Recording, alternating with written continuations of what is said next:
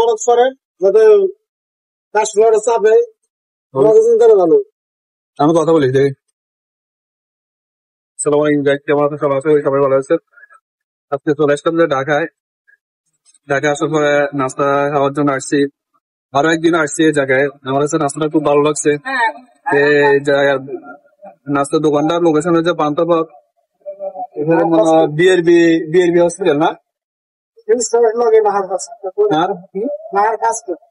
Nath passport এখানে আসলে আপনারা কি কি নাস্তা পাবেন দেখেন, একটু দেখেন।